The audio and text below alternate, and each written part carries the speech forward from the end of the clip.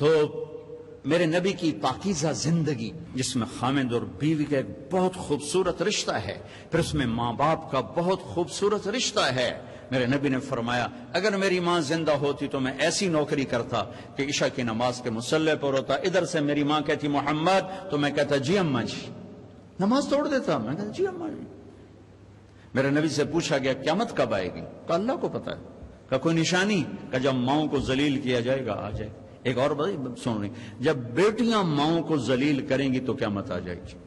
بیٹیوں کا خاص طور پہ نام لیا کہ جب بیٹیاں بھی ماؤں کو ذلیل کریں گی تو قیامت آ جائے گی. یہ بڑے خوبصورت زندگی میرے نبی ہمیں دے کر گئے. صرف تسبیح پکڑا کے نہیں گئے، صرف مصلی پہ بیٹھا کر نہیں گئے، وی سی کی کرسی پر کیسے بیٹھنا یہ بھی سکھایا ہے، اور بیوی کے ساتھ کیسے چلنا یہ بھی سکھایا. عورتوں کو بھی سکھایا ہے کہ اگر میرے دین میں سجدہ ہوتا تو میں بیوی سے کہتا اپنے خامند کو سجدہ کر. اور ماں کے قدموں تلے جنت ہے تیری، باپ تیری جنت کا دروازہ ہے.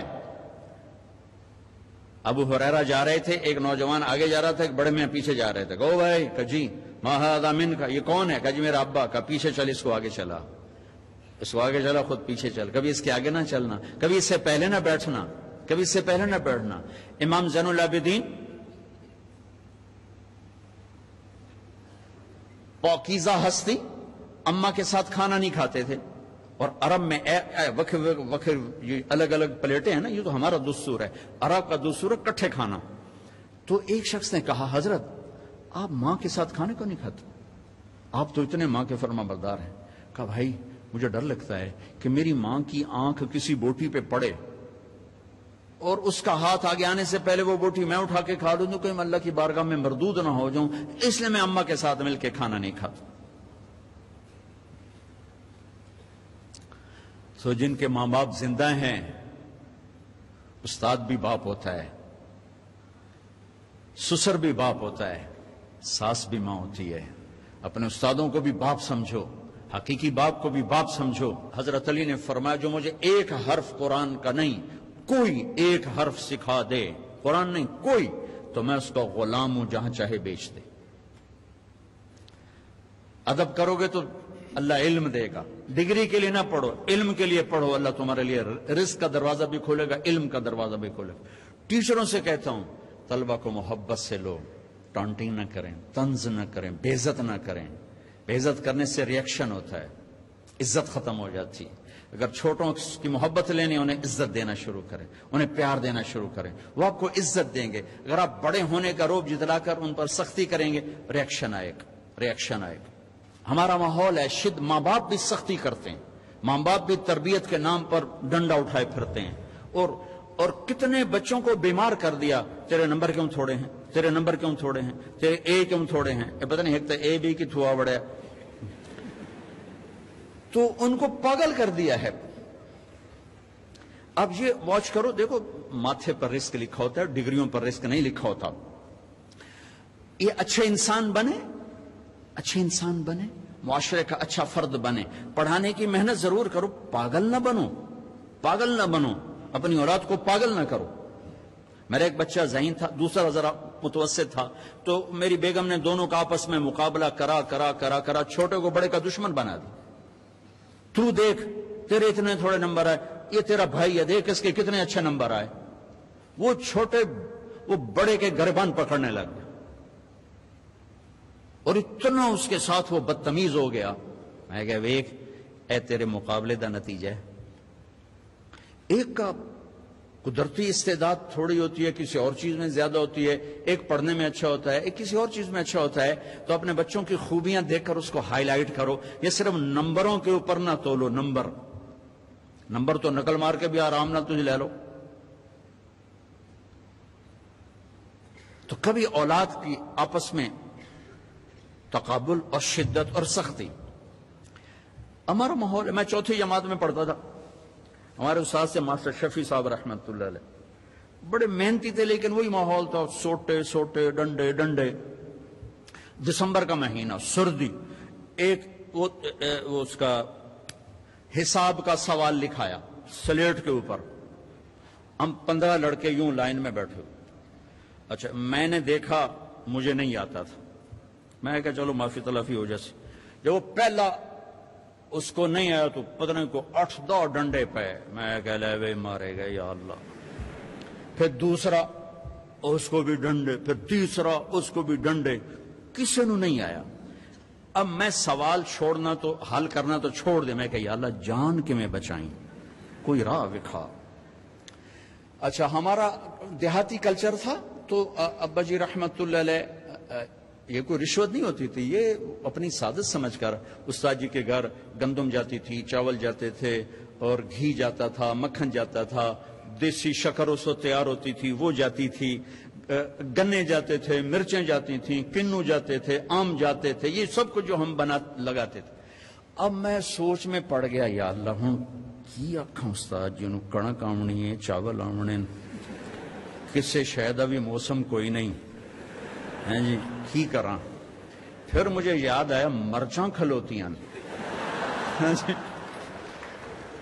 اب جب 2 لڑکے رہ گئے نا تو میں مسئلہ حل کر چکا تھا. تو میں اٹھا, میں کہا استاد جی ابا جی پیان دیان کل مرچاں گھر اپڑ جس. میں کہا شاباش میرا پتر شاباش, تو ایدے بہ جا, تو ایدے بہ جا. لبے مرچاں میری جان بچائی, لیکن یہ جھوٹ مجھے میرے استاد کی سختی نے سکھایا. میں جھوٹ نہیں بولنا چاہتا تھا. یہ ماں باپ اپنی اولاد کو جھوٹ سکھا رہے ہیں بے جا سختی. ٹیچر پروفیسر بچوں کو جھوٹ سکھا رہے ہیں بے جا سختی سے. اور آپ سے کہتا ہوں کہ ادب انسانیت کا زیور ہے, ادب انسانیت کا زیور ہے. جو ایک حرف بھی پڑھا دے اس کے آگے کبھی سر نہ اٹھانا. اللہ تمہیں علم بھی دے گا, رزق بھی دے گا, عزت بھی دے گا. ماں باپ ہیں, استاد ہیں, سب کو عزت دو. اللہ تمہیں عزت کی چوٹیاں دکھائے گا, اپنی رضا بھی نصیب فرمائے گا. اللہ اللہ اللہ اللہ. ماں باپ کی عزت ایک عالمی سچائی ہے, نماز ایک عالمی سچائی ہے, سچائی ایک عالمی طاقت ہے, دیانت ایک عالمی طاقت ہے. یہی میرا دین اور یہی میرا اسلام ہے, اور یہی آپ کا دین اور آپ کا اسلام ہے. باقی جو کچھ ہے وہ فرقہ واریت کی آگ ہے, اپنے آپ کو اس سے بچاؤ. اور صدیوں کے بعد تبلیغ ایک ایسا کام ہمیں ملا ہے جو اس آگ سے پاک ہے. اس لیے اللہ نے اس کو 6 بر اعظم میں پھیرا دیا اور اس کو گلی گلی میں پہنچا دیا. اگر کوئی مجھے کروڑوں روپے دیتا کہ آپ لوگ یہ افریقہ کا چکر لگا لو, میں کہا بھائی ران دے میں گاڑی چنگا. لیکن اس دعوت کی نسبت نے مجھے ان جنگلوں میں پہنچایا, ان جھونپڑوں میں پہنچایا جہاں ہزاروں سال پرانی زندگی چل رہی ہے. یہ ایک بہت خوبصورت کام ہے جو اس ملک کا زیور ہے. میرے ملک میں تاریکی ہے لیکن یہ ایک ایسا چراغ ہے جس کی روشنی 6 بر اعظم میں پھیل رہی ہے. یہ ایسا خوبصورت نظام ہے جس نے 6 بر اعظم کے انسانوں کو ایمان بھی پہنچایا ہے, کلمہ بھی پہنچایا, اور لاکھوں غیر مسلموں کو ایمان میں آنے کا راستہ دکھایا ہے. میں آپ سب بچوں سے کہتا ہوں کسی سیاسی تحریک کا حصہ نہ بنو, کسی سیاسی پارٹی کا حصہ نہ بنو, کوئی نعرے بازی نہ کرو. جو بھی آئے گا اپنا جیب لے کر آئے گا, اپنا پیٹ لے کر آئے گا. اپنے آپ سے اپنے آپ کو ٹھیک کرنے کی محنت کرو. سب سے بڑی سیاست ہے کہ تم اللہ کو راضی کر لو. جو پڑھ رہے ہو اس میں تم علم والے بنو, صرف ڈگری والے نہ بنو, علم والے بنو. اور آپ کے ہاسٹل کی فضا ہے, آپ نوجوان ہو, آپس میں لڑائی جھگڑے بھی ہو جاتے ہیں, ایک دوسرے کو معاف کرنا. جس کسی سے لڑے ہوئے ہو صلح کر لینا. ماں باپ سے لڑے ہوئے ہو ان کے پاؤں پکڑ لینا. بیوی سے کوئی سینگ پھنسے ہوئے معافی مانگ لینا. بیوی کے خامن سے کوئی اڑبن ہے تو معافی مانگ لینا کہ میرے اللہ کو معاف کرنا انتہائی پسند ہے. اور خاص طور پر میاں بیوی اگر لڑ کے آپس میں صلح کریں تو اللہ ان کے پچھلے سارے گناہ معاف کر دیتے. یہ صلح اللہ کو ایسی پسند ہے. تو اب ہاسٹل میں پارٹیاں بن کے نہ رہو. آپس میں اگر کوئی جھگڑا لڑائی ہے معاف کرو, معاف کرو, گلے سے لگو, سینے سے لگو. اپنے حوصلوں کو خوبصورت بناؤ قرآن سے, میوزک سے نہیں, قرآن سے. اللہ تمہیں جنت کے میوزک سنانے والا ہے.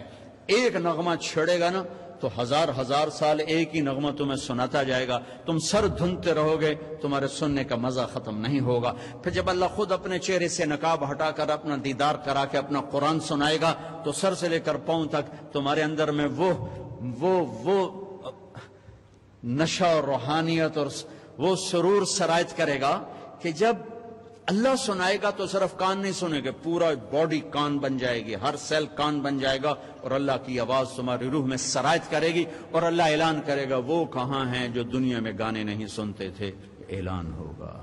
اب تمہاری مرضی ہے کہ تم یہ ڈھول ڈھمکے سن لو یا میرے رب کی جنت کے گیت سن لو، میرے رب کی جنت کا نغمہ اور موسیقی سن لو۔ تو آپس میں میرے عزیزو پیار محبت سے رہو، آپس میں الفت سے رہو، درگزر سے رہو۔ کبھی کھٹ پٹ ہو جائے تو کسی سے کو ہماری صلح کراؤ، خود کرو، نہیں کر سکتے کسی سے کو بیچ میں پڑے، وہ نہیں پڑھ رہے، تم اوپر کے بچے مل کر ان کی صلح کراؤ۔ نفرت سے نہ رہو، محبتوں سے رہو، اور قومیت کی بنیاد پہ نہ چلو، امت کی بنیاد پہ چلو، امت کی بنیاد پہ چلو۔ والدین سے کہتا ہوں اپنے بچوں کے رشتے میں قوم کو نہ دیکھو، دینداری کو دیکھو، نیکی کو دیکھو۔ یہ ہم اپنی قوم سے باہر نہیں کرتے، اس نے ہماری بچیوں کی زندگیاں برباد کر دی، ہمارے بچوں کی زندگیاں برباد کر دی، اور بے جوڑ رشتوں نے تباہی کے دروازے کھول دیے کہ اپنی قوم میں کرنا چاہے وہ کیسا ہی کیوں نہ ہو۔ اس بت سے بھی ماں باپ سے کہتا ہوں باہر نکلو، اولاد سے کہتا ہوں ماں باپ کی مرضی کے ساتھ قدم اٹھاؤ۔ تم بھی اس حد تک کراس نہ کرو باؤنڈری کے کورٹ میں جا کے تم شادیاں شروع کر دو، اور ماں باپ سے کہتا ہوں اتنا مجبور نہ کرو کہ ان کی زندگیاں اجیرن ہو جائیں، ویران ہو جائیں، کہ جس نے زندگی گزارنی ہے ایجاب و قبول لڑکے لڑکی کا حق ہے، ماں باپ کا حق نہیں ہے، اور یہ حق بڑا غلط استعمال ہو رہا ہے۔ بس اسی ایتھے کرنا ہے، کرنا تو کر، نہیں تو نہ کر، اپے جا کر ایسے نہیں کر دے۔ اور کوئی بیٹی تو کہہ نہیں سکتی کہ میں یہاں شادی نہیں کرنا چاہتا۔ میرا تو راوی میرا کنارہ ہے، ہمارے بچپن میں ذبح کر کے دریا میں ڈال دیتے تھے، اتنی ہزاروں بچیاں راوی کی لہروں کا شکار ہو کے۔ اپنی قوم میں کرنا ہے، غیر نہیں کرنا، ایتھے کرنا ہے، ایتھے میں نہیں کر سکتی، چلو ورلڈ کپ دو۔ ساری زندگی خود زنا کریں تو کوئی غیرت کا جنازہ نہیں نکلا، بیٹی صرف اتنا کہہ دے میں یہاں نہیں کرنا چاہتا، ذبح کر دو، جیسے بیٹی کا حق ہی کوئی نہیں۔ ایجاب قبول یہ لڑکا لڑکی کہہ رہے ہیں، ماں باپ تو نہیں کہہ رہے، یہ لڑکے اور لڑکی کے ساتھ شرط لگی ہوئی، یہ اتنا ضروری ہے۔ اگر میں یہ نہیں کہتا قبول کیا، نکاح نہیں ہو۔ میرے نبی نے کہا ما تزوجت وما زوجت الا بوحی من السماء نزل به جبریل، میں نے جہاں بیٹی دی پہلے آسمان سے وحی آئی، پھر میں نے شادی کی، پھر میں نے بیٹی دی، ٹھیک ہوگی بات؟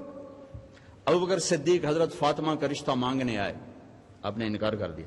عمر رشتہ مانگنے آئے، آپ نے انکار کر دیا۔ ابن عوف نے حضرت علی سے کہا تو جا رشتہ مانگ، کہا میں تو فقیر ہوں، مجھے کہاں دیں گے، تو جاؤ تو صحیح، آ گیا۔ اور شرم کی وجہ سے بولے نہیں، 20 سال کی عمر، حضرت فاطمہ کی 15.5 سال، چپ۔ تو آپ کو تو پتا تھا کیوں آیا، علی کیسے آئے ہو؟ چپ۔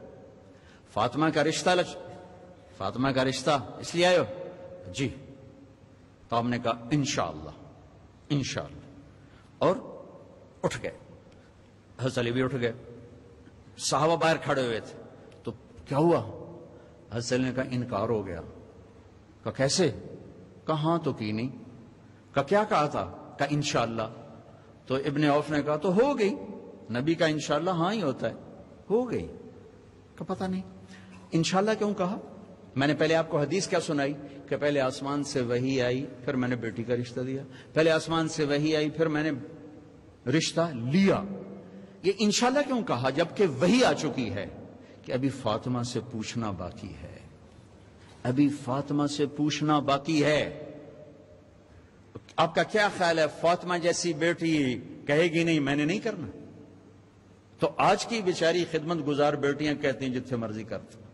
اللہ اللہ اللہ اللہ اللہ اللہ۔ ہمارے اپنے ذمہ دار فیملی میں ایک بچی کا فون آیا، کہا جی اتنی تعلیم دی، اتنا پڑھایا، اور مجھے فون آیا کہ تیری اسا منگنی کر چھڑی۔ تو میں نے اس پر بھی کوئی اعتراض مجھے کوئی نہیں، میری تو اب گزر رہی ہے، لیکن ایک شرابی کے ساتھ میری شادی کر دی، خاندان میں انہیں شرابی ہی ملا تھا میری شادی کے لیے، ساری زندگی میری رل گئی روتے روتے۔ چلو جو نہ میرے خاندان جی کرنے ہیں تو کسی چنگے بندے نال تک کر دیں، ایک شرابی کے ساتھ میری زندگی باندھ کے رکھتی۔ وہ تو آج کی نیک بیٹیاں، وہ کہہ سکتی تھی کہ نہیں میں نہیں کرنا، نئی امت کو سبق سکھانا ہے کہ یہ حق بیٹی کا ہے، اسے پوچھا جائے گا۔ جبریل کی وحی کے بعد آپ فاطمہ سے کہہ رہے ہیں فاطمہ علی کا رشتہ آیا ہے، کر دوں؟ اللہ اکبر! یہ ان والدین کو اللہ بتا رہا ہے، یہ والدین کو اللہ کا نبی بتا رہا ہے کہ یوں رشتے کیے جاتے ہیں۔ حضرت فاطمہ نے ہاں فرمائی تو پھر باہر گئے، کہا علی لوگوں کو بلاؤ۔ مسجد بھر گئی۔ آپ نے کہا لوگوں، جبریل میرے پاس اللہ کا پیغام لائے ہیں کہ میں اپنی بیٹی فاطمہ کا نکاح علی سے کر دوں۔ باقاعدہ مینشن کیا کہ اللہ کا پیغام لائے ہیں۔ پھر فاطمہ سے کیوں پوچھا تھا؟ بچیوں کو ظلم سے بچانے کے لیے کہ یہ بیٹی کا حق ہے جس نے زندگی گزارنی، ماں باپ کا نہیں۔ پھر آپ نے وہاں نکاح پڑھایا اور نکاح میں چھوارے تقسیم کیے، شہد کا شربت پلایا، بڑی دھوم دھام سے آپ کی شادی کی، بہت بڑا ولیمہ کروایا۔ تو یہ بڑی خوبصورت زندگی ہے جو میرے نبی دے کر گئے ہیں، لیکن ہم روایات میں کھو گئے۔ جی قوم تو باہر نہیں کرنا۔ ابو العاص سے آپ نے بیٹی دی زینب بنو امیہ، ابو العاص بن ربیہ بن عبد شمس بن عبد مناف، بنو امیہ۔ حضرت عثمان رقیہ دی، ام کلثوم دی، بنو امیہ۔ اپنے خاندان میں ایک شادی فاطمہ، 3 بیٹیاں بنو امیہ کو دی۔ بنو امیہ اور بنو ہاشم میں یوں آپس میں رسہ کشی تھی۔ عبد مناف کے مرنے کے بعد ہاشم بنے سردار، تو عبد شمس کے بیٹے امیہ نے انکار کر دیا کہ میں ہاشم کی سرداری نہیں مانتا، سرداری مطلب کی ہوگی جو بڑے بیٹے ہیں۔ ہاشم سیکنڈ تھے، دوسرے نمبر پر، عبد شمس تیسرا اور نوفل چوتھا۔ عبد شمس کا بیٹا امیہ، امیہ نے کہا یہ چاچے کو نہیں مانتا ہوں، بڑے چاچے کو مانتا ہوں، مطلب۔ عدالت میں جو وہاں کی عدالتیں تھیں انہوں نے ہاشم کے حق میں فیصلہ دیا۔ امیہ نے اپنا دھڑا الگ بنایا جو بنو امیہ بنا، اور بنو ہاشم کا آپس میں ٹکراؤ بنا۔ میرے نبی نے بڑی بیٹی حضرت زینب ابو العاص بن ربیہ بن عبد شمس، امیہ کا بھائی ربیہ، ان کے بیٹے کو پہلی بیٹی دی۔ حضرت عثمان بنو امیہ، دونوں بیٹیاں ان کو دے کر یہ برادری ہے، قوم ہے، ہم باہر نہیں کرتے، بچیاں بوڑھی ہو جائیں ہم باہر نہیں کرتے۔ اس ظلم کو توڑا ہے، اس ظلم کو توڑا ہے۔ تو میرے عزیزو، یہ ایک خوبصورت زندگی ہے۔ اللہ تعالیٰ مجھے بھی نصیب فرمائے، آپ کو بھی نصیب فرمائے۔ کوئی بات دل کو لگی ہو تو لے لینا، کوئی پسند نہ آئی ہو تو مجھے اللہ کے واسطے معاف کر دینا۔ آج بہت بڑا مجمع دیکھ رہا ہوں، اور ماشاءاللہ ہماری فصل بہار ہے۔